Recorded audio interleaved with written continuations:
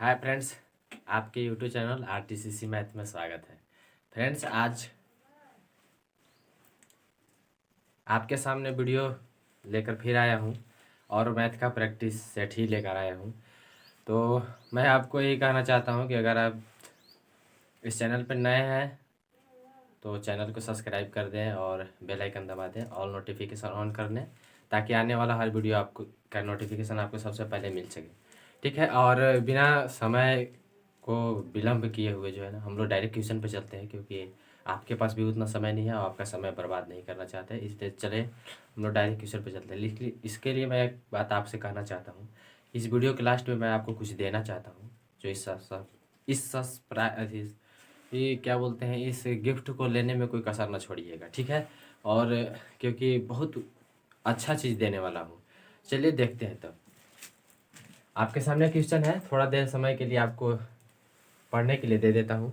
देख लीजिए, पढ़ लीजिए उसको। यह क्वेश्चन जो है एएलपी में पूछा हुआ है, मालदा बोर्ड में।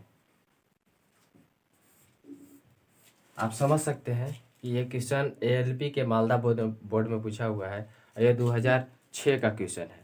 ठीक है, चलिए देखिए, अब हम लोग बनाते हैं सवाल।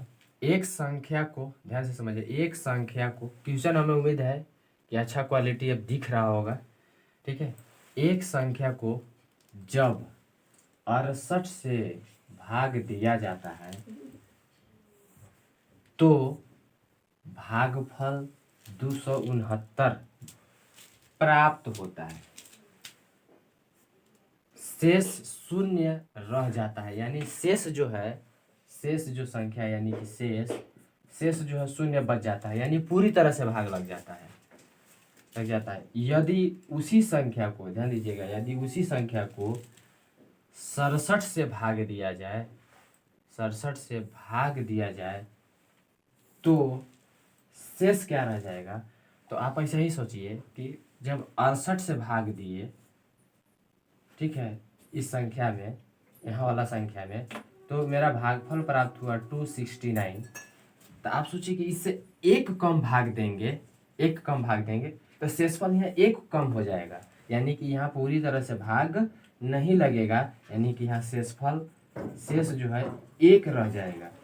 समझ गए होंगे क्यों रहेगा, क्योंकि एक कम से भाग देना पड़ रहा है, तो एक मेरा शेषफल बच जाएगा। समझ गया। दूसरा इसका आपका मेथड बता देते हैं। 269 दिया हुआ है, इसी में ना पूरी संख्या से भाग लगा होगा, तो जी यानी कि 67 गुने अगर हम इस संख्या को प्राप्त कर ले, 68 से गुना कर दे तो हमें संख्या प्राप्त हो जाएगा। और उसी संख्या में जब हम इससे भाग देंगे, ठीक है, जो संख्या प्राप्त होगा उसमें भाग देंगे किससे, 67 से, तो हमें क्या प्राप्त होगा। तो जब इससे भाग लगाया गया उस संख्या में, तो मेरे पास भागफल आया 269।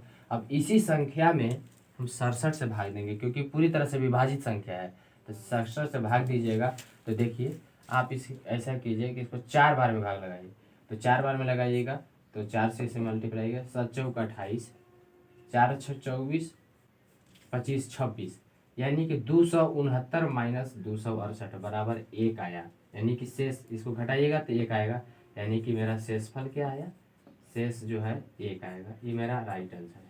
ठीक है, अब मेरा ऑप्शन किस में मैच कर रहा है, बी, ये मेरा हुआ आंसर। तो हमें उम्मीद है आपको समझ में आया होगा। अब इस तरह का जब भी सवाल आता है तो मैं आपको बता देना चाहता हूँ, भागफल में डायरेक्ट भाग दीजिए। आपका आंसर अगर भागफल में भाग दीजिए डायरेक्ट, कब, जब उसका शेषफल शून्य हो तब। अगर शेषफल शून्य न हो तो जो भागफल आएगा उस भागफल में जिससे फिर दोबारा कहा जाएगा, यानी भागफल में भाग देने के बाद जब शेषफल अगर बच जाता हो तो शेषफल में फिर भाग देने की जरूरत पड़ता है, जब क्वेश्चन आगे आपसे कहेगा कि इस संख्या से, फलाने संख्या से, चाहे चिलाने संख्या से भाग देना है, तो आप शेषफल में भाग देंगे। फिर इस क्वेश्चन के हिसाब से आपको भागफल में देना पड़ा। अब जब से यहाँ अगर शेषफल बच जाता तो यहाँ आप फिर यहाँ भाग देते, जो संख्या आपसे कहता किसमें, शेषफल में, जब बची हुई संख्या में कहता। और याद रखिएगा, शेषफल जो बचता है वो छोटा संख्या होता है जिससे हमको भाग देना रहता है, शेषफल बड़ा रहेगा जिससे हमको भाग देना है। ठीक है, तो नेक्स्ट आगे देखिए। चलिए देखिए, x प्लस इससे पहले आपको एक बात कहना चाहता हूँ, आप जल्दी जल्दी से जो है सो सॉल्व कीजिए और थोड़ा सा कमेंट करके बताइए कि आंसर कितना आ रहा है। आपके सामने ऑप्शन नहीं लिखा गया है, फिर भी कोई बात नहीं है। चलिए देखिए, x प्लस वाई बराबर कितना दिया है 7, x माइनस वाई बराबर कितना दिया है 3। हम इसे सॉल्व करेंगे, ठीक है। तो अभी हमें पता चलेगा x और y के वैल्यू क्या है। एक चीज और ध्यान से सुनिएगा, x प्लस वाई बराबर 7, x माइनस वाई बराबर 3 दिया हुआ है। तो यहाँ 7 x प्लस वाई बराबर 7 है, तो एक्स स्क्वायर वाई स्क्वायर दिया हुआ था, 7 का स्क्वायर करके ऑप्शन में भी रहता है। 7 का स्क्वायर 49 लिख दीजिएगा और 3 का स्क्वायर 9, ये भी ऑप्शन में दिया हुआ रहता है। ये आंसर गलत है, ऐसा नहीं बनेगा। देखिए कैसे बनेगा, प्लस में ये है, यहाँ माइनस में है, ये कैंसिल होगा। x और x 2x बराबर 7 और 3 10, दोनों जुट जाएगा, तो यहाँ लिख देंगे 10। x का वैल्यू हमारे पास आया 5, 2 से कट गया 5, ठीक है। x का वैल्यू हमें पता मतलब मिल गया, और y का हम वैल्यू ज्ञात करेंगे। तो x प्लस वाई, ध्यान दीजिएगा, x प्लस वाई बराबर 7, ठीक है। तो x का वैल्यू 5 मिला है, प्लस y का वैल्यू 7, y का वैल्यू हमें ज्ञात करना है 7। तो y बराबर, आप यहाँ देखिए प्लस में है, उधर चले जाएगा तो माइनस में, तो यानी कि 2। हम यहाँ लिखेंगे y बराबर 2। आपको यहाँ तक समझ में आ गया होगा। तो बाकी आप समझ ही रहे हैं, इसके जगह पे रखना है, यानी कि x square plus y square अनुपात y square minus x square minus y square, ठीक है। ये दोनों के बीच का वैल्यू हमको ज्ञात करना है। तो एक्स का वैल्यू 5, तो यहाँ 5 का स्क्वायर करेंगे, प्लस वाई का वैल्यू 2, तो 2 का स्क्वायर करेंगे, 2 का स्क्वायर, ठीक है, अनुपात एक्स का वैल्यू 5, 5 का स्क्वायर करेंगे, माइनस 2 का स्क्वायर, तो 50 25 प्लस 2 दूना 4 अनुपात 50 25 माइनस 2 दूना 4। आपका आंसर क्या आएगा, 25 और 4 29 अनुपात 25 में से 4 चला जाएगा तो कितना बचेगा 21 और 4 25, ठीक है। तो ये आपका हो गया राइट आंसर। हम उम्मीद है आपको बहुत अच्छी तरह से समझ में आया होगा, और नहीं आया हो तो जल्दी से अपने से बना के देखिए, कमेंट करके बताइए आपका आंसर क्या आता है, ठीक है। नेक्स्ट, चलिए ध्यान दीजिएगा, आपके सामने है क्वेश्चन। इससे पहले आप जल्दी से थोड़ा सा अपने से बना के देखिए और बताइए आपका कमेंट में क्या आंसर आता है, हम इसे देखते हैं।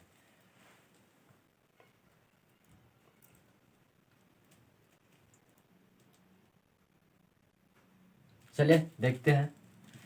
एक व्यापारी अपने सामान पर उसके क्रय मूल्य से, एक व्यापारी अपने सामान पर उसका क्रय मूल्य से 25% अधिक अंकित करता है। तो मान लीजिए, माना कि क्रय मूल्य 100 रुपया है, तो इसमें 25% अधिक अंकित किया है, यानी कि 25% यानी कि 125।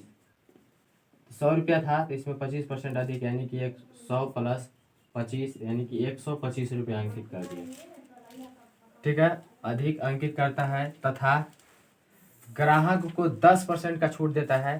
तो 25% जब अधिक अंकित किया तो इस पे वो क्या करता है 10%, यानी कि 25 पर 10% का देता है, छूट देता है। छूट, ध्यान दीजिएगा, 125 रुपया जब अंकित किया, यानी कि ये अंकित हुआ है, अंकित किया है।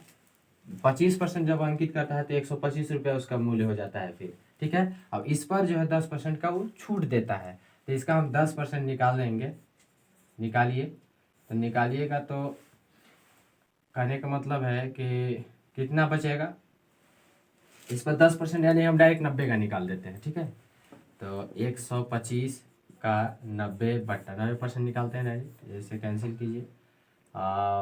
इसको 25 नवा 225 होता है, 10 से भागा दीजिए तो कटेगा,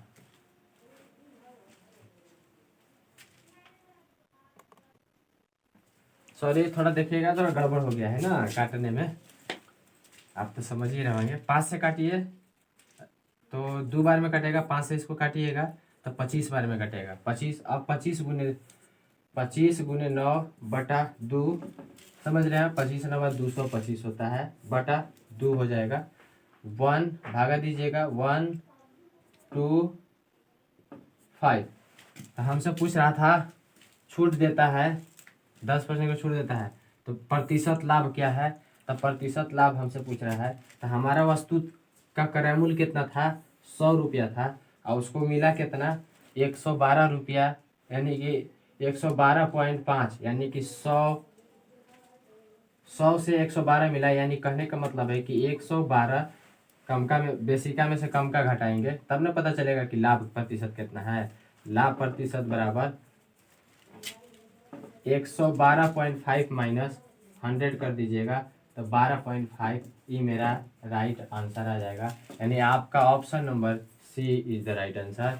हमें उम्मीद है आपको समझ में आ गया होगा, और नहीं आया है तो थोड़ा सा वीडियो को बैक करके आप देखिए, आप समझ जाएंगे। ठीक है, नेक्स्ट चलिए देखिए, एक नाव प्रवाह के साथ 1 घंटा में 8 किलोमीटर चलता है। यानी कहने का मतलब है कि अगर धारा नाव के इस तरफ है, ठीक है, तो इसमें धारा जो है नाव के इस तरफ है, तो मान लीजिए कि धारा का अलग चाल होगा और जो नाव है उसका चाल अलग होगा। दोनों के मिलाकर जो है, यानी कि नाव की चाल, नाव प्लस धारा, धारा दोनों के चाल मिलाकर 8 किलोमीटर है, 8 किलोमीटर प्रति घंटा है। ध्यान दीजिए, नाव प्लस धारा की चाल 8 किलोमीटर प्रति घंटा है, यानी दोनों के मिला के 8 किलोमीटर प्रति घंटा है, तथा प्रवाह के विपरीत दिशा में, यानी कि नदी इस दिशा में बह रही है, तब इसका विपरीत दिशा,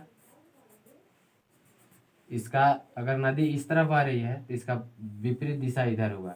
ठीक है, ये उल्टा दिशा हुआ है, विपरीत, विपरीत दिशा है इसका।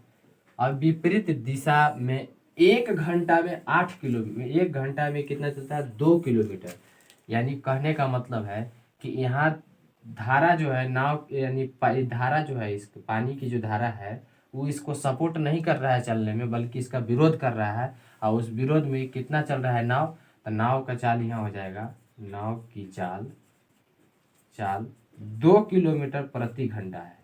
यानी कहने का मतलब है कि नाव, पानी इधर की ओर बह रहा है और नाव उसके विपरीत दिशा में आ रहा है, यानी कहने का मतलब है कि नाव का चाल 2 किलोमीटर है। तो आपको आप समझिए थोड़ा सा कि नाव प्लस धारा तो 8 किलोमीटर, तो यहाँ से नाव की चाल इसमें से घटा देंगे तो हमें पता चल जाएगा कि प्रवाह की चाल किलोमीटर में पूछ रहा है, प्रति घंटा में।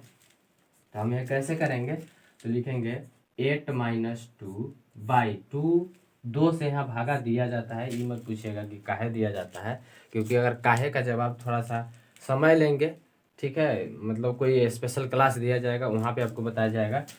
ठीक है, तो घटेगा तो 6 और भागा देंगे तो 2 से, बराबर आएगा 3, यानी 3 किलोमीटर प्रति घंटा इसे क्या है, इसकी चाल है, प्रवाह की चाल। आपसे किलोमीटर पूछ रहा है तो 3 किलोमीटर जो है इसकी प्रति घंटे के हिसाब से चलेगी।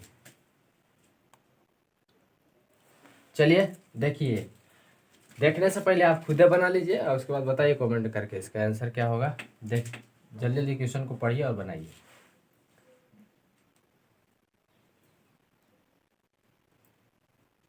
चलिए देखते हैं, एक रेलगाड़ी 60 किलोमीटर प्रति घंटा की चाल से चलकर 4 घंटा में जयपुर से दिल्ली पहुंच जाती है। यानी यहाँ जयपुर है, जयपुर से दिल्ली पहुंचने में दिल्ली 4 घंटा का समय लेता है, 4 घंटा है। अब इसकी चाल कितना रहता है, 60 किलोमीटर प्रति घंटा रहता है। समझ गए होंगे कि चाल से चलकर जयपुर से दिल्ली पहुंच जाती है। यदि, ध्यान दीजिए, यदि उसकी चाल 80 किलोमीटर प्रति घंटा हो तो इसे कितना समय लगेगा। अगर इसकी चाल बढ़ा दिया जाए तो इसका पूछ रहा है कि कितना समय लगेगा, तो एक नोट कर लीजिएगा इसी तरह का हूबहू सवाल जो है 2018 के ग्रुप डी में पूछा था। ठीक है, इसी तरह का सवाल जो है 2018 के ग्रुप डी में पूछा था। ध्यान से समझिएगा, आप भी इसी तरह के सवाल पर जरूर ध्यान दीजिए, आने ही वाला है। चलिए देखिए, इसके लिए आपको एक ऐसा ट्रिक बता देता हूँ जो आपके सब दिन के लिए काम करेगा। ठीक है, तो ट्रिक लिख लीजिएगा। ट्रिक क्या है, तो लिखना है पहला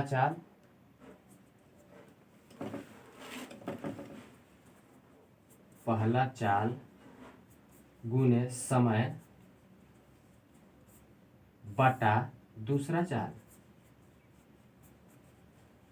बस आप इतना ही आपके पास आपको याद रखना है, आपका काम हो जाएगा। तो पहला चाल मेरे पास कितना है 60 गुने समय कितना दिया था 4 घंटा में तय करता है। दूसरा चाल कितना है 80, 20 चौका सॉरी, इससे काटिएगा 20 बार में कट जाएगा, 4 20 80, और 20 से काटिएगा इसको तो 3 बार में, यानी कि 3, यानी कि हमारे पास समय आया 3 घंटा। ये हमारा हुआ आंसर। हमें उम्मीद है आपको बहुत अच्छी से समझ में आया होगा। तो अगर वीडियो अच्छा लगा हो तो हमने कहा तो लाइक शेयर और सब्सक्राइब कर दीजिए। और मैंने कहा था कि आपको कुछ विशेष चीज़ देने वाला हो, तो विशेष चीज़ यही है कि 10 तारीख यानी कि 10 फरवरी से आपको जो है स्पेशल ग्रुप डी का बेसिक कॉन्सेप्ट दिया जाएगा। और इस वीडियो यानी इस चैनल पे आप आना ना भूलिए और देखना भी ना भूलिए, क्योंकि वहाँ कुछ धमाल मचने वाला है। ठीक है, तो थैंक